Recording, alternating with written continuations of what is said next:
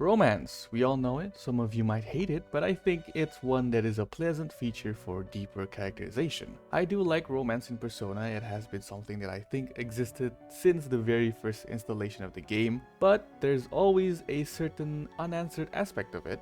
That being is the true romance option. Romance is a feature, but it's an optional feature in Persona. It's also a feature in real life. You can choose a happy life with the person you love and live with a happy family, or you die alone. You don't have to romance a female character every time you reach the maximum social link or confident rank with them. You have the option to friend zone them. So we all know that romance isn't really an integral part of the overall story for Persona games, but if we think about it, for sure those characters that are romanceable do develop feelings for our beloved protagonists, right? I don't have any real evidence to support this, like interviews from the writers and developers themselves, so I'm just going to tap into my delusions and say yes. That yes is purely based on my experience playing the games and consuming the anime as well. I know that canonically that these protagonists probably do not have a true romance option completed, but I think this would be a fun topic to be discussing about.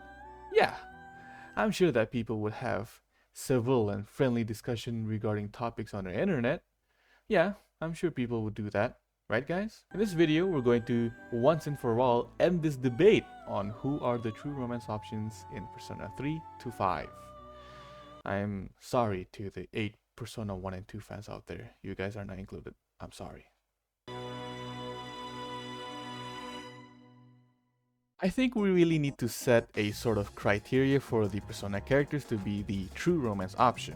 If we continue further into this video, you'll see a recurring point being talked about in all of the 3 true romance options. This criteria will be the most critical part in discerning whether the romance options are actually the real one. We're not going to take in their social links or confidence as a critical part of this criteria. If we do take those things as a critical part of this criteria, then we might as well just make all of the options the real romance options, because every single romance option has something to go for. So social links won't be an important part.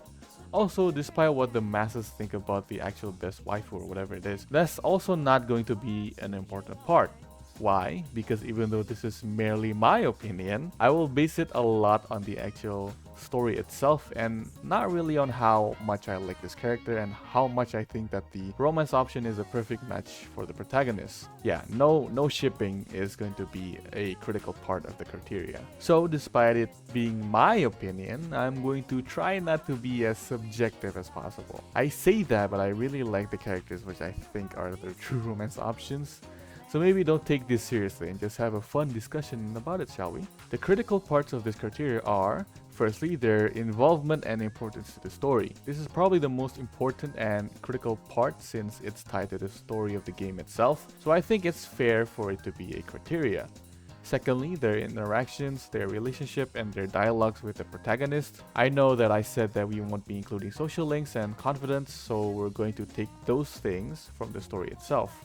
Purely from the story. Thirdly, in-game animations and alike. This will be critical, especially in Persona 5, and probably only Persona 5. So with the criteria out of the way, we can start finding the true romance options.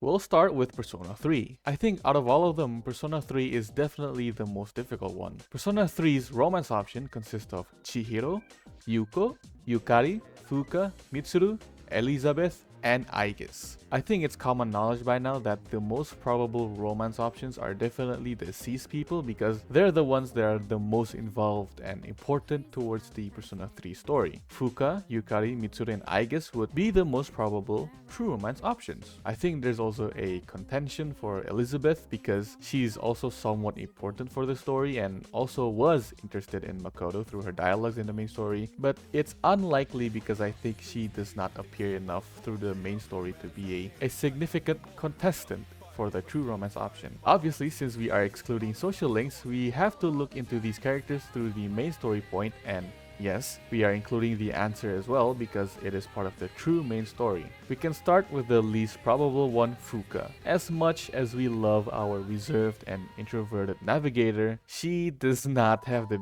biggest impact nor the biggest involvement in the story. I may be wrong, and correct me if I am. Fuka's major involvement in the story, or her moment when she became the focal point that changed the direction of the story, was when she was stuck wandering around Tartarus. That's when she first summoned her persona, which I think is the biggest part that she played that changed the story to a certain direction. I do also think that she has other big moments in the story I couldn't recall, so it wasn't really directly involved with Makoto. Other than that, she's a very reserved character that doesn't really steer the C's team or the story into different direction, which I think resulted in her not having the biggest impact on Makoto's overall story arc, if that makes sense. Also, Makoto wasn't the biggest impact on Fuka as well. It's mostly Yukari, her Gyaru friend, and basically the C's team as a whole. Obviously, her being a part of C's team and probably somewhat of a close friend with Makoto does impact him in a lot of many different ways, but I think her role in steering the story to the way that it ended, she does not have a major impact on that. Her interactions with Makoto were also not a lot of personal conversations with Makoto, and if she did have those personal conversations, I think it was mostly Yukari, Junpei, and Makoto as a trio that were having those conversations with Fuka and wasn't a one-on-one with Makoto. As for Mitsuru,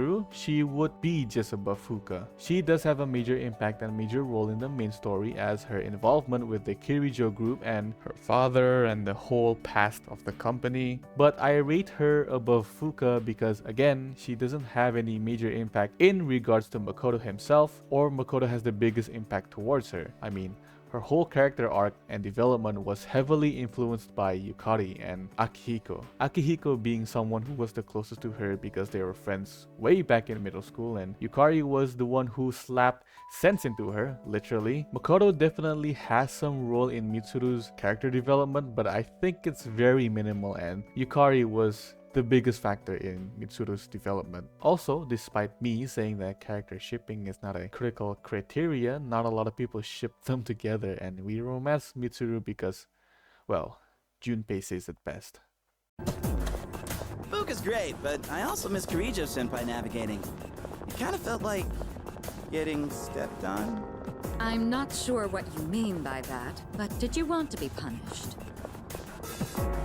Now we have these two left, Yukari and Aigis. This is a very tough one because they are very significant in the story development and for Makoto himself. Also, Makoto probably has the biggest impact towards both Yukari and Aigis' character development. I'm not saying that other characters does not have significant impact towards the both of them, since this is a video discussing about the true heroines for protagonists. I'm going to say that Makoto has a really significant impact towards the both of them, where it's to the point that them becoming a romance option is a very probable option. These two were probably the biggest stars of the answer. We played as Aigis in the answer, and Yukari was one of the ones that opposed Aigis, and we had to literally fight her. So let's take in the events before the answer. Yukari was the first of the C's team that Makoto had interacted with for the first time. During that interaction, things went south and Makoto awakened his persona for the first time, and he saved Yukari from disaster. I think from that we can see and sort of feel Yukari's appreciation for Makoto, especially after waiting for him to wake up from the hospital and saying that she and Makoto relate a lot regarding the situation that they're in. They both lost someone who was near and dear to them. That's why Yukari said that her situation is somewhat the same as Makoto's. I think from then on, her relationship with Makoto had developed a lot. Moments like when she awakened her third G for the first time, the time where they had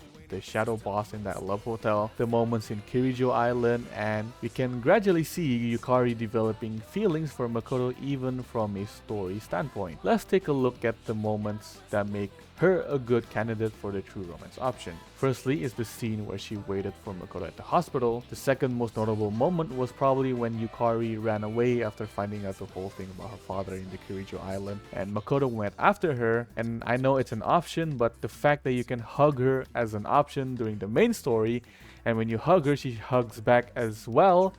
I mean, like, well, yeah, she might as well be the real romance option, right? You don't get to do that with any other characters in the main story. No option to hug anyone, only Yukari. Third moment, when Yukari was jealous because Aigis gets to sit beside Makoto in the school. Though it's so hard not to tap into the delusions, but like, this is textbook cliche anime having a crush moment. The last moment, well, not moment, but just her overall involvement and character during the answer. So yeah, Yukari is a really tough opponent for Aigis. Aigis, on the other hand, also was a major player in the story and 100% one of the biggest impact on Makoto. Makoto undoubtedly was the biggest influence on Aigis' development in becoming human and finding the meaning of life. Her literal reason for life is to protect Makoto till the end. Then it failed, which we got the answer for, which her emotional side became a being of her own called Metis, and that's how devastating it is for Aigis.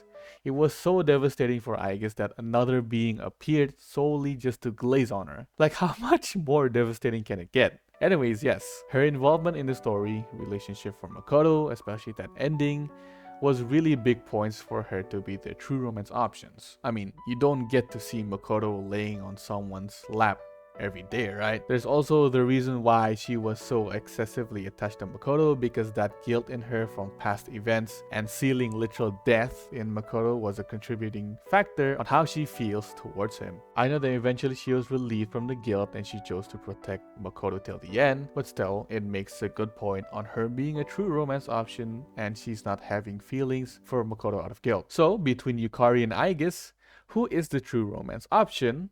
It is Aigis. Man. In my opinion, Aigis is the most parallel to Makoto, and the existence of the answer was probably the deciding factor for me. To be honest, I don't think any of the characters here are the most probable for being Makoto's true romance option, because Makoto is very aloof. Despite gaining these deep connections with people, I just don't think he is one to succumb to the manly desires for a relationship with a woman. But anyways, I think Aigis is the true romance option because through the story she probably had developed feelings towards Makoto. It is debatable because protecting Makoto as her meaning of life could mean something different, but I think in terms of closeness, Aigis definitely was much more closer to Makoto than Yukari was towards him. You can see that in a literal sense as well. She was basically sticking to Makoto like glue when Mochizuki was around him. Anyways, I picked Aigis because I think that last moment where Aigis did that monologue towards Makoto, pouring her robot heart out for him, and just the whole moment felt like it was the biggest moment in making her to be the true romance option. Then the answer was definitely the nail in the coffin. Aigis was definitely a pretty important piece of the story and an important character to Makoto, and was also one of my favorite characters in Persona 3 Reload. I love both Yukari and Aigis and all of them as well. This was a really tough one to choose between both Yukari and Aigis because they are both very significant in the story, very significant towards Makoto, and Makoto as well was very significant towards them. So my pick for the true romance option in Persona 3 is Aigis. Persona 4. I'm playing it right now. I think I'm going to finish it and make a video on the whole overall experience on hard mode.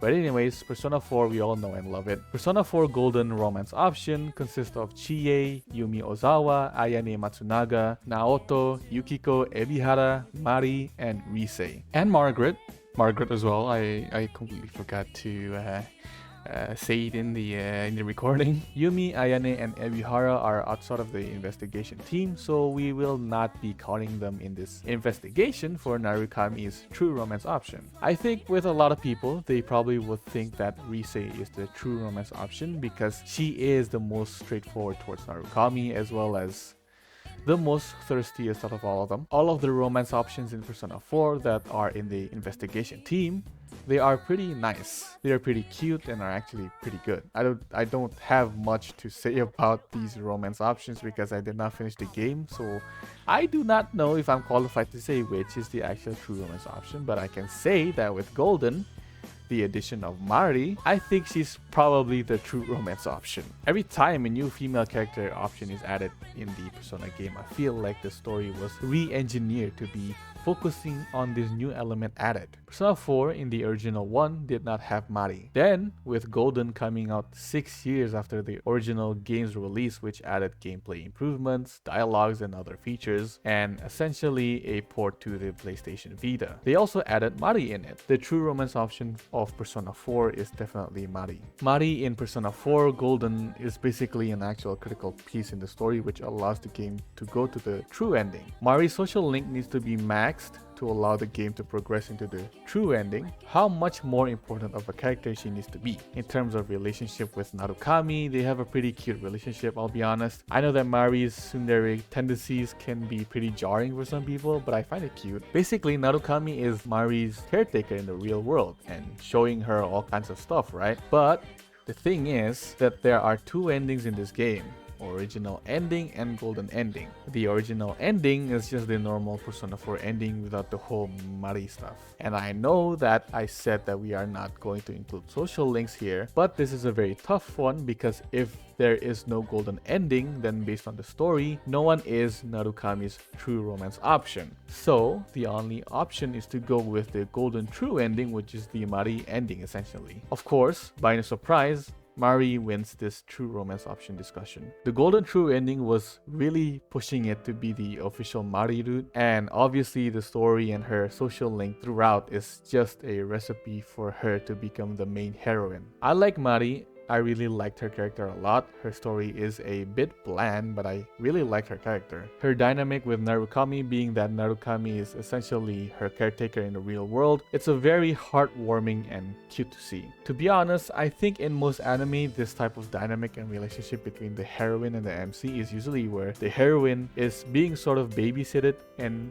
they win in the end. So Mari really gives that winning heroine vibe since her introduction. They were not subtle with wanting the players to go with the Mari route, especially in the anime. The whole Persona 4 Golden anime is just the Mari route, and obviously that's the romance route of Mari. Anyways, yes, I think either way Persona 4 Golden was kind of pushing Mari to be the main heroine of the game, just like how Persona 3 was with Yukari and Aigis. It's not hard to be convinced that she is the true romance option for Narukami. I'm sorry Chie fans, Yukiko fans, Naoto fans, and Rise fans, but it's a clear winner for Mari here.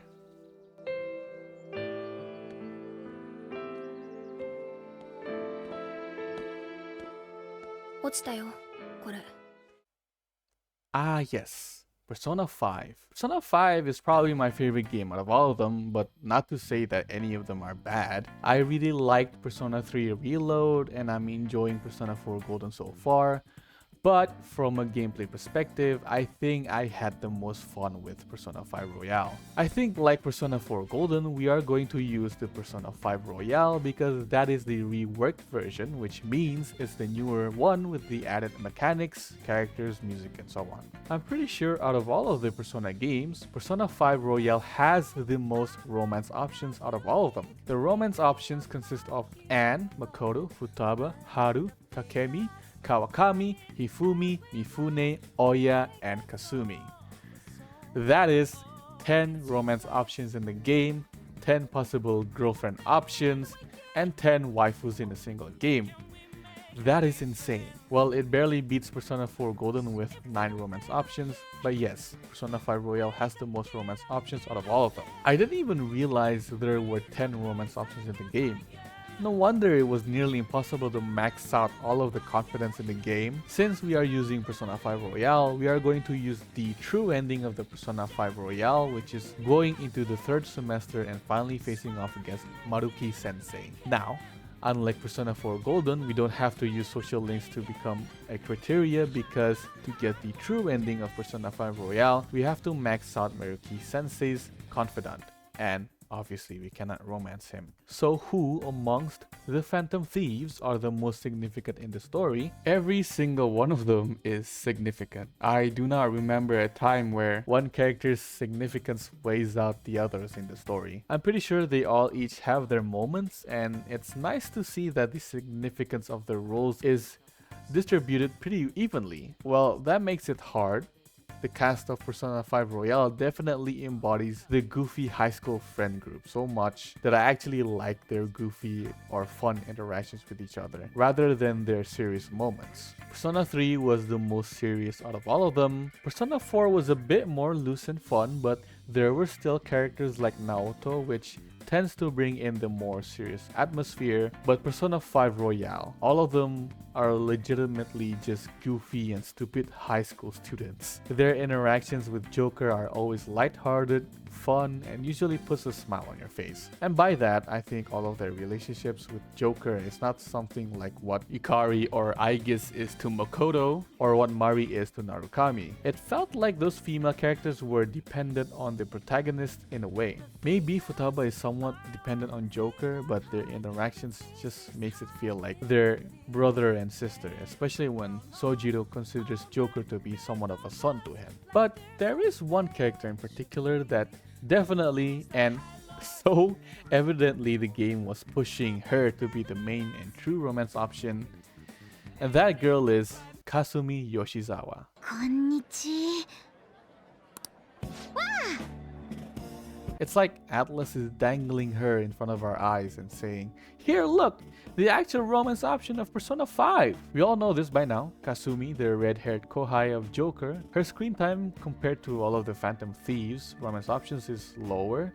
Not by a whole lot, but I definitely noticed it. Her much more significant role in the story comes later during the end of the game. She appeared in Seinijima's palace to save Joker, and then we entered her character arc, which was the true ending where we faced off with Maruki-sensei. But even then, the game was pushing Kasumi to be the main heroine so much throughout the story. The interactions between Kasumi and Joker, straight out of a literal high school romance anime. Joker saved Kasumi by defending her from a weird guy on the Shibuya crossing. Then eventually you get this all sorts of events with Kasumi throughout the story, which is not part of the Confidant, by the way. The umbrella scene, the cultural festival scene, the scene at Hawaii where she was sneaking up on Joker and did that cute little konnichiwa thing, the scene after Joker faked his death. It's so super clear that with these events and scenes, which are not possible to skip, by the way, because it is a part of the story, Persona 5 Royale slapped us with the true romance option when it came out. Now, this is where the third part of the criteria plays into a role. I did say that the third criteria using in-game animations or features would be important only for Persona 5, right? How about we take a look at Kasumi's showtime with Joker?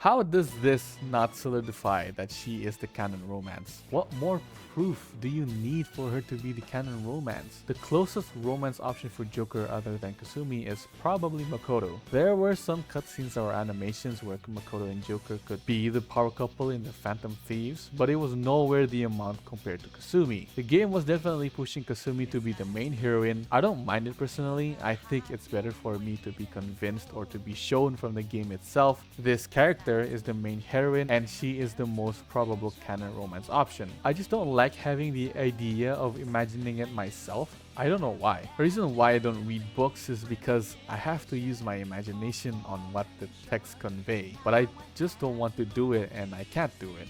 I'm stupid, I don't know. Persona 5 Royale did that with Kasumi, evidently so, and I really liked it. I liked her character, her personality, and her interactions with Joker are very cute and fun to watch. People consider her a Mary Sue character for some reason, which I think is evidently wrong, because if you just Google the meaning of Mary Sue is a type of fictional character, usually a young woman, who is portrayed as unrealistically free of weaknesses or character flaws. By no means she is free of weaknesses or has no character flaws, she has a lot of them. That's why she can be seen attaching herself to Joker a lot because of said weaknesses and character flaws that she has. An example of Mary Sue character is Captain Marvel in the MCU. Captain Marvel, the movie, is hated by a lot of people because Carol Danvers is a definition of a Mary Sue. Is Carol Danvers or Captain Marvel the same as Kasumi? No, they are way different. But besides the tangent, Kasumi is the true romance option in Persona 5 Royale, and there is a lot of evidence to back this up.